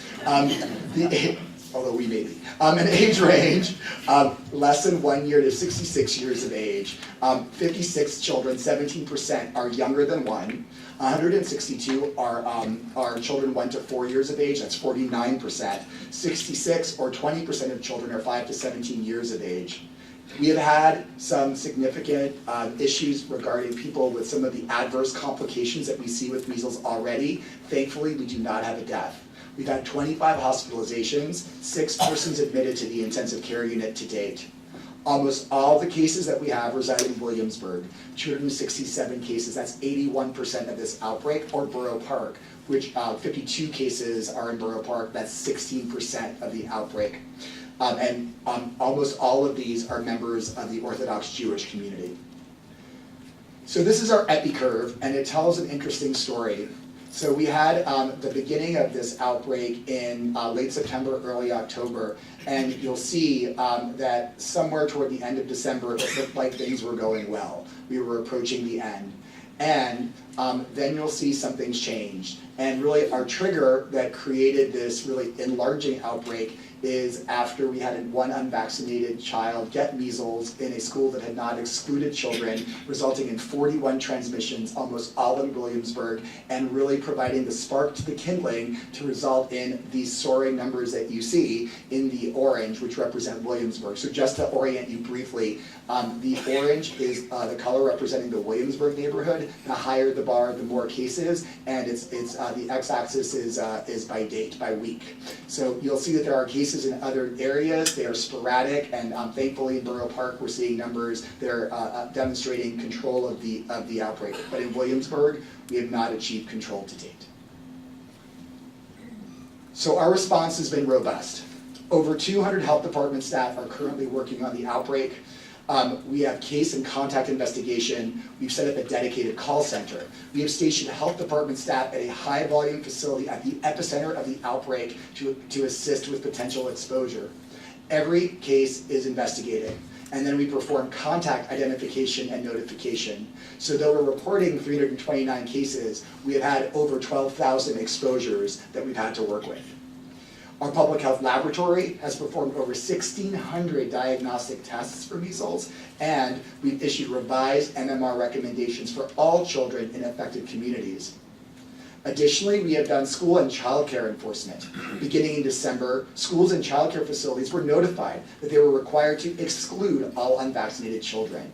In April, commissioner's orders were issued to 102 schools and childcare facilities in Williamsburg to exclude unvaccinated students or face possible violations or closure. Notice of violations have been issued to 23 of those programs since December 2018, and on April 15, one child care facility in Williamsburg was ordered to close for repeatedly failing to provide access to medical and attendance records. We've also worked with our provider and healthcare facilities doing outreach, education, and other technical assistance. We have sent 3 Health Alert Network blasts, email blasts to New York City providers.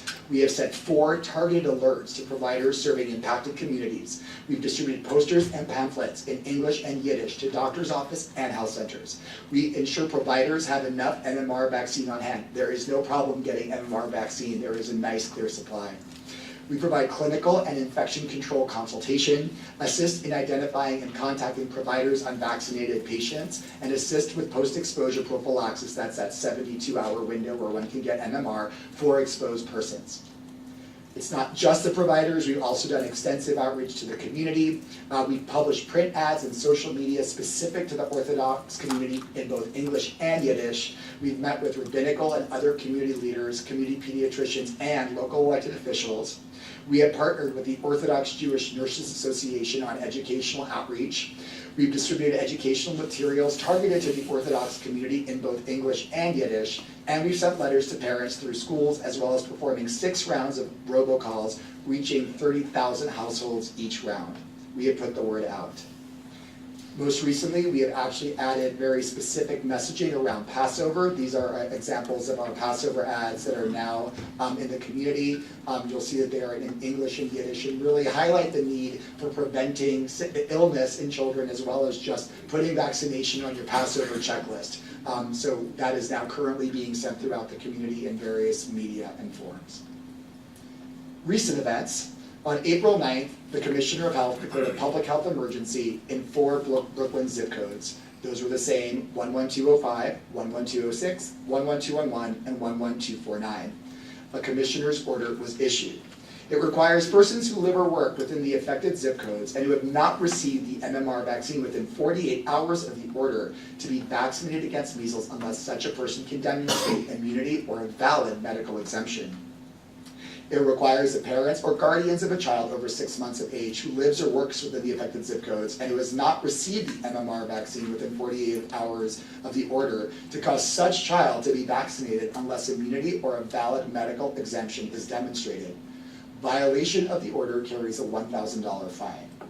A temporary restraining order and preliminary injunction was sought on April 15, 2019, directing the health department to stop enforcement of the April 9 emergency order. This TRO was denied, and the next hearing is scheduled for April 18th. So why now? Why is there an emergency declaration now? I think it's important to look at the Williamsburg story. We've removed the other neighborhoods, only focusing on those red and orange lines, and you get bars. You can see we continue to experience high volume of new cases being added to our outbreak. We are not seeing the end. We are concerned that we will continue to have such levels of transmission unless something changes. Since October 1st, 2018, we have seen something change. Our work has been really critical in getting the word out about vaccination, and that is demonstrated by an additional 60,750 doses of MMR vaccine, almost 5,000 of which were to children in Williamsburg, that have been administered to children less than 18 in New York City compared to the same time period last year. So we have seen a lot of people who are listening to our messaging, who are seeking vaccine to both protect their children and also other susceptible individuals in the community. I will also show you a very updated graph that shows MMR doses given to children aged 6 to 59 months in Williamsburg, and I will have you note the end of that red line and the emergency order that then resulted in an almost asymptotic increase in vaccination in Williamsburg. So it works. The emergency declaration was deemed necessary to reduce the risk of the outbreak worsening or, frankly, someone dying. We've not had a death yet. Measles is so contagious that each new case severely hinders our ability to end the outbreak. Remember my example of the one child in school that resulted in over 40 people infected, and it's like a fractal. Those 40 people contact another number of people, they transmit measles. It is just ongoing if we don't control. So this is a unique and dangerous outbreak. Again, I remind you, we have 52 separate identified chains of transmission. 11 importations. We have a high number of young children in the community who may not be able to get vaccine. And we have low MMR vaccine coverage in the affected zip codes. Only 14% of children 12 to 59 months of age living in Williamsburg, 14% of children 12 to 59 months of age living in Williamsburg have received 0 doses of MMR. This is urgent. Community actions continue to undermine health department efforts. There are a lot of things we're working against. Parents choosing not to seek medical care for infected children. Measles parties to intentionally expose children to the virus. Spreading of misinformation, including by some pediatricians. Unfortunately, the anti-vaccination movement is increasing the intensity of its efforts, distributing propaganda that has no basis in science or fact and is targeted at the Orthodox Jewish community. But the news is not all bad. We have some very vocal proponents in the community. An excellent editorial was published in Der Yid that called upon the Orthodox Jewish community to vaccinate. We have an amazing letter. 500 of the Orthodox community's most trusted medical providers across the country have signed on to a letter saying, vaccinate your children. We have religious leaders who have come up and said this. Other medical leaders. We have a significant number of people who are representing as well as respected in the Orthodox Jewish community, making this clear that it is really a public health imperative to vaccinate to prevent further transmission of this outbreak. But I want to show you what we're up against. Here's an example of some of the anti-vaccination propaganda that we've seen distributed in Williamsburg. This is an advertisement for a hotline that resulted in a long call on a Sunday evening telling people about the dangers of MMR that were based in false science. And sometimes the wolf is dressed in sheep's clothing. We have material that looks like patient information that is being distributed by anti-vaccine organizations that are misleading this population and working aggressively against the measures of other trusted individuals in the community as well as the work of the health department. So I want to go back to the proposed resolution. An outbreak of measles is ongoing in the neighborhood of Williamsburg, and the outbreak poses a public nuisance because it is immediately dangerous to life and health. Persons living or working in zip codes 11205, 11206, 11211, and 11249 must be vaccinated against measles unless they can demonstrate immunity to the disease or document to the satisfaction of the department that they should be medically exempt from this requirement. Parents or guardians of a child 6 months of age or older who lives or attends school, preschool, or childcare in the affected zip codes must cause such child to be vaccinated unless the parents or guardians can demonstrate the child's immunity to the disease or document to the satisfaction of the department that the child should be medically exempt from this requirement. The failure to be so immunized or cause such child to be immunized is a violation for each day the person or child continues to reside, work, or attend school, preschool, or childcare in the affected zip codes. Thank you. Thank you, Dr. Daskalakis. Questions for Dr. Daskalakis?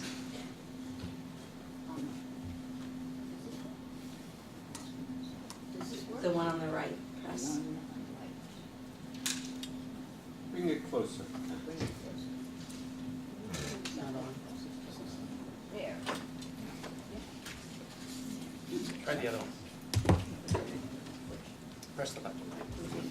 There, oh, Right. we have it. Thank you, oh, thank you very much, Noel, that's lovely. I want to thank you for that really thorough and informative presentation. I want to note that you refer to the population really at greatest risk as Orthodox, and that's actually not really the best way to describe them. They're really Hasidic mostly.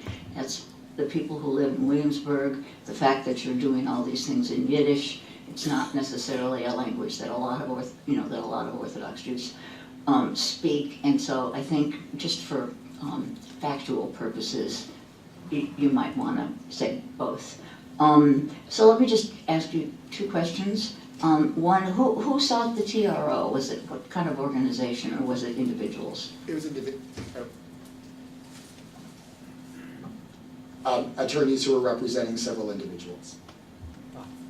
5 individuals. Thank you. Maybe turn yours off. Oh, I'm very. it's not. No, so this one. Okay, and two, I mean, I presume the health department has plenty of people who speak Yiddish and are out there doing this work. I want to understand just a little bit more clearly how you find out. I mean, which schools are really stymieing you the most, or you probably already know which ones they are anyway, and how you go about, just what the process is for shutting them down, which I think is a good thing to do. I just want to understand the process. So we have created, in response to measles, a very intense audit process with a large team that is going school to school. We've given many commissioner's orders, in fact a blanket commissioner's order in Williamsburg to, I think it's 102 total institutions or facilities, making it clear that they need to exclude unvaccinated students. And we are going cycle after cycle after cycle to visit those schools. And we have an executive team that reviews schools that have multiple violations, and decisions are made about possible closure based on that conversation. So we have a pretty good system in place, actually an excellent system in place. I would add that we actually have activated the agency, and we've implemented an incident command system to direct more resources, both in terms of staffing and other, to address this emergency. Other questions? Yes. So not a question, a comment. One, it was an outstanding presentation, but it reminds me when I arrived in New York City and began my training in July of 1990, I was faced with the last very large measles outbreak. And personally witnessed and took care of children with all of those complications, who were very, very ill, including 7 years later a child who acquired measles and was unvaccinated under a year and presented with SSPE and died. And so it's very close to my own experience here. There were, I think I looked up, the CDC had a report that in the first 5 months, I think, of 1991, there were over 2,500 cases in New York City alone. And it's a reminder of just how incredibly contagious this disease is, and this could spread like wildfire. We'd be right back in, so it really, to me, feels like a real, true public health emergency, and I completely support the department's position. Any other questions? Yes.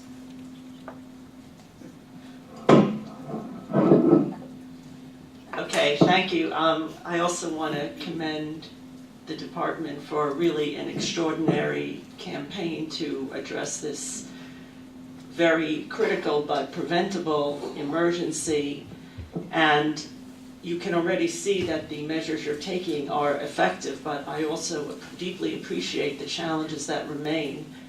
I was wondering if you could talk a little bit more to follow up on my colleague Pam Breyer's question about your authority and actions in daycare centers and schools. I know that the commissioner has broad powers during a public health emergency, and I also know that we recently spent a lot of time updating the section of the health code relating to daycare centers, but I also understand that we have some authority that might be different in school-based daycare centers or childcare centers that are attached to schools under Article 43, and I just wanted to know if that's different or the same, if the actions you describe and the consequences are different, because as you mentioned, the population greatest at risk is the preschool age population. Thank you. I'm going to introduce Corinne Schiff, who's the Deputy Commissioner in Environmental Health, who will be able to comment on that in detail. Good morning. Thank you for your question. You are right, and as the board knows, we regulate childcare programs under two different provisions of the Health Code, Article 43, which covers school-based programs. Those are programs for children aged 3 to 5 that are connected to an ongoing school. So it could be a nursery school through elementary, through middle school, through high school. And then also Article 47, which regulates freestanding childcare centers, which could take care of children as young as infants. Our authority to implement these actions is the same for these two different types of programs. What is different is that under Article 47, those programs have permits. Under Article 43, they file a notice with us. So this gets pretty into the weeds of our process, how we implement these actions. Our ultimate authority, we have to just use different kinds of procedures. The Article 47 procedures are a little bit more straightforward and easier to implement. Under Article 43, there are some additional steps that we need to take, different kinds of court actions. But we have the same authority, but there are some additional steps. It's slightly more laborious for us to implement in the Article 43 settings. Two follow-up questions. So I guess my question is, given this outbreak, do you feel your ability to address and control the epidemic in both types of settings is equally effective? And then my second question is there a public health reason that the enforcement, the procedures should be different, and should we at some point think about harmonizing them as we've done with other measures? I think it's worth us taking a hard look at that. I think that we have seen in this outbreak having two different sort of approaches, really for no public health reason. There's no logical reason for that. So I do think that this moment gives us an opportunity to look hard at the health code and at having two different approaches to centers which are caring for children the same age And so I welcome your question, and I think it is something that we will be taking a very hard look at. Thank you. Yes. I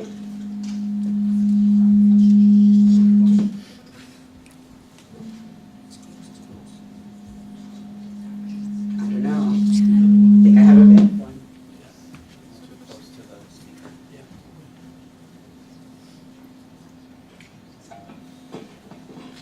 Okay, thank you.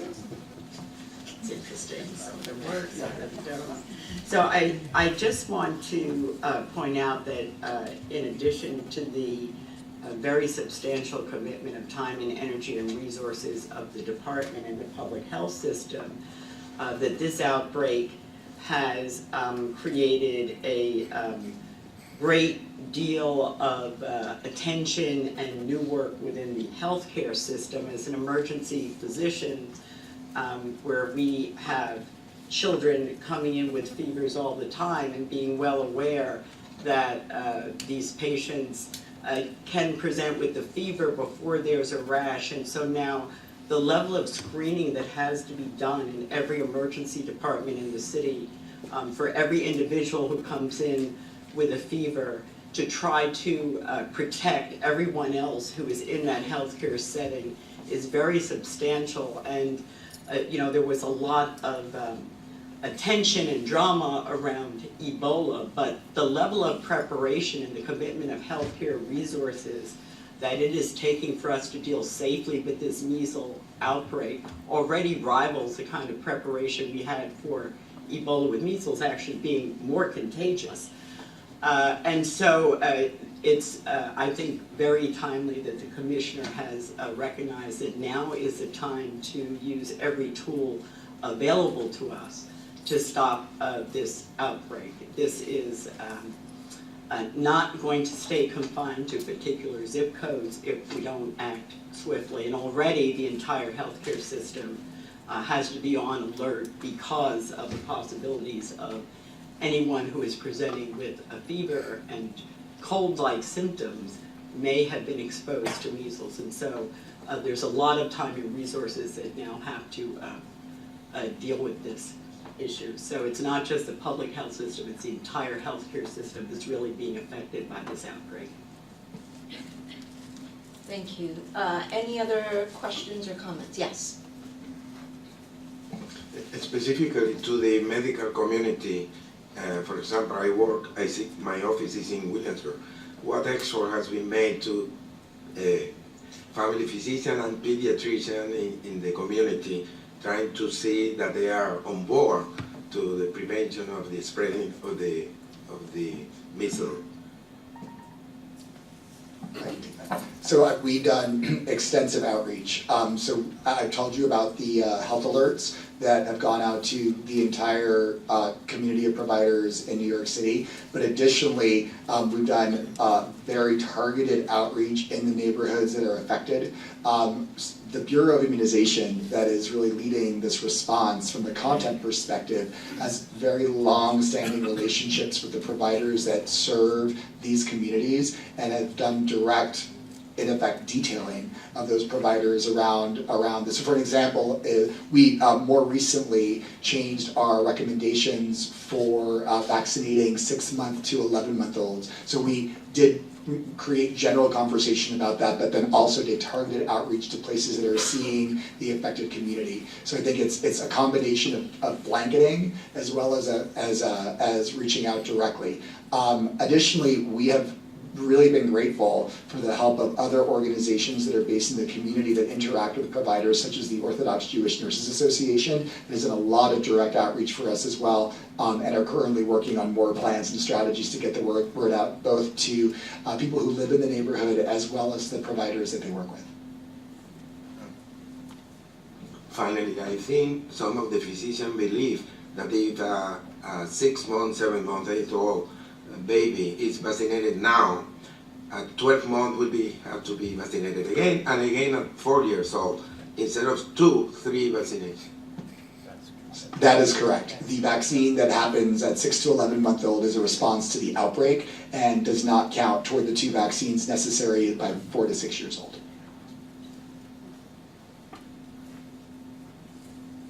because of immunogenicity.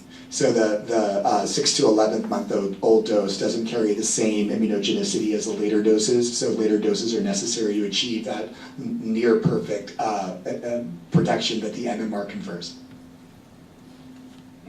Other questions? No. Yes.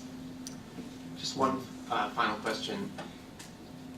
Much of what you're doing is, these steps are hopefully going to be successful, the fines, the mandatory vaccination, the earlier MMR, but does the department share what their contingency plans might be were this to continue to grow despite these measures?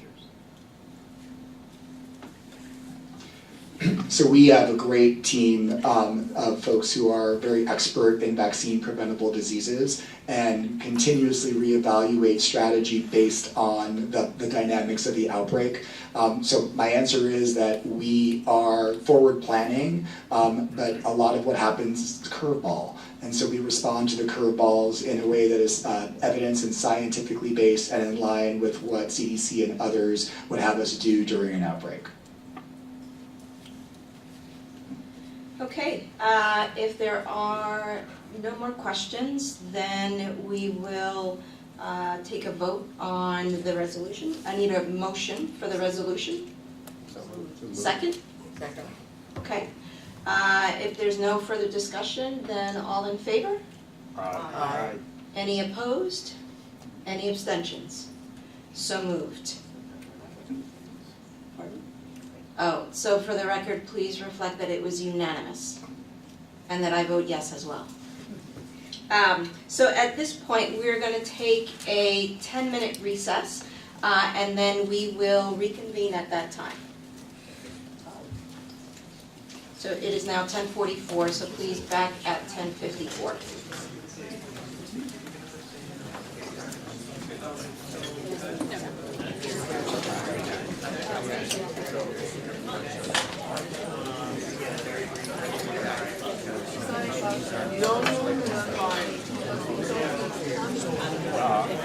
Not a problem. Thank you so much.